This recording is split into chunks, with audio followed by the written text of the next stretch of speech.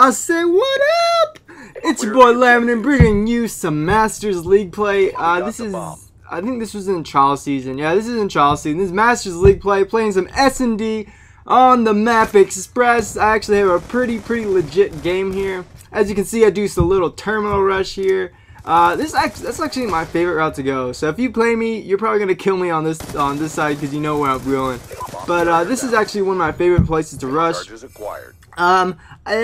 I do it differently a lot. Like sometimes I'll go terminal, and wow, that was sad. That was really sad. But anyway, sometimes I'll go terminal, and I will push all the way through, and I'll go upstairs. And then other times I play really conservative and play back, just because I know they're gonna throw stuns there, especially if they're a good team and somebody else does a terminal rush. They're gonna throw spawns there. And I don't run tactical mask, and if you don't know, the tactical mask, if you run it in league play, stuns do not affect you. And so, as you can see there, here I push through all the way, and usually I'll go right down the stairs. Here I didn't. I go back up and around their bridge. Usually I always find somebody there, but at the time I guess they didn't. And which doing this gives me an indication that they are going hard A, or they're sitting back in their spawn. But more than likely they're pushing A really hard. And here once I figure that out, I'm able to hit their flank, you know, comfortably. I mean, I'm not rushing all the way, but I am checking my corners and just making sure, you know, nothing crazy is going. I actually think I die here, and then I think I failed this nade. Yeah, that was terrible. That was terrible. And the comments down below say, Laminin, that was a terrible grenade, please. But no, luckily here, okay, do you see that right there? There was no way I was going to ever win that gunfight. Ever. Just he had, you know, the headshot, or he had the, you know, I call it a body glitch. But he was body glitching and the head glitching there too. So there was no way I was going to make that shot, and I was already hurt. So I just left it alone, and sure enough, this was the last guy left. So I've got to make him decide. He doesn't, once I leave that spot, he doesn't know if I'm going to go up the window or if I'm going to fake him out and go back through those stairs. But luckily, he jumped out the window and I was able to catch him. So like I said, you gotta pick your battles wisely, especially in SnD. You only have one life. You gotta play smart. Here I already know that they should be down here. But once again, I do the terminal rush. I told you I love my terminal rush. It's amazing. But this was just terrible communication within the team. My flank should have been covered. Like usually, actually, that was probably my fault. I'm not gonna blame it on somebody else. That was my fault. The guy was pushing through terminal. I should have watched our back, considering I was the last one. I mean, I was behind him, so you know I'm supposed to watch his back, and I did not do that, and so that was my fault. And luckily, actually no, never mind. I was switching. This is in theater mode before theater mode was taken down, so they don't show the kill cam after every kill. But yeah, we're playing some SnD on Express. What do you guys think of my 1v1 a day will keep the doctor away series? Let me know in the comments down below. I'm really curious. Let's see what else. What else? If you play game battles, playoffs end on, or not playoffs, the season ends on the 31st, and playoffs will begin after that. Here again, you see me hit my terminal rush, and as soon as I get a hit marker, I know somebody's down there, and even if it was if I barely got him, I still got a hit marker, so I still have to take advantage of that opportunity and push down those stairs and hopefully take one out.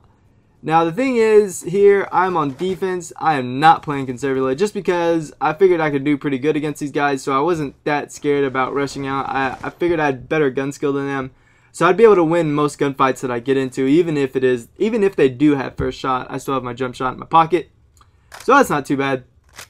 Let's see. I have a UAV. I'm not going to use it this round because we're on defense.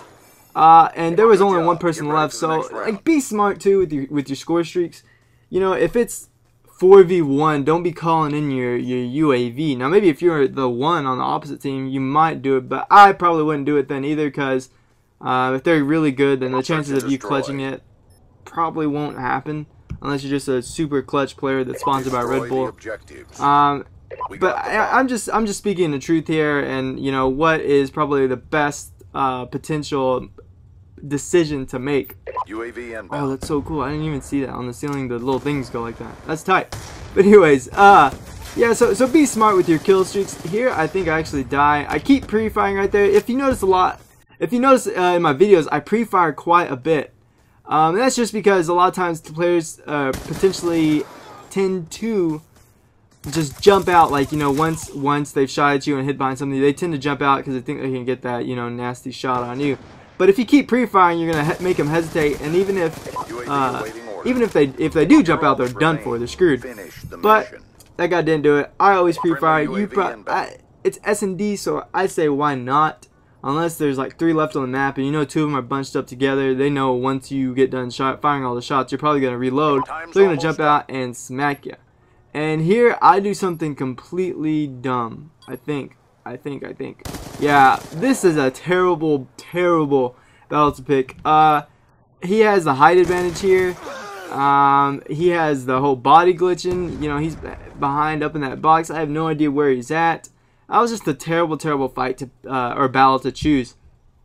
In all honesty, once I figured out he was up there, I probably should have jumped on top of the train and gone around, or jumped off to the tracks on the other side and somehow snuck my way around behind him. I had plenty of time left, or actually, no, in all honesty, I shouldn't have done that. What am I talking about?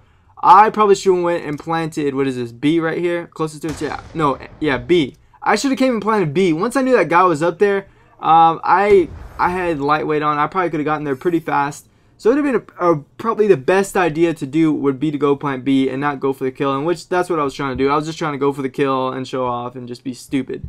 So it was a really dumb idea. And here, I have no idea what these guys are doing, but we ended up hitting their flank, or actually not hitting their flank, but we got in their spawn and it just completely messed them up. So maybe like 1 round, I would say, to stay back in your spawn. You might be able to get that flanker that always comes around, but be sure to push out because they're coming. Like, especially if you're on offense, they're coming. Unless they're just conservative players and playback and all that nonsense. But anyways, guys, that's all I got. This is the end of this commentary. Let me know in the comments down below what you like, what you don't like, and what you want to see for tomorrow.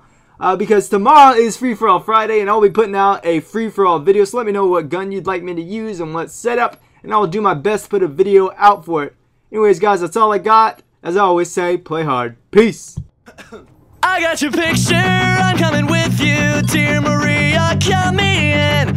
There's a story at the bottom of this bottle, and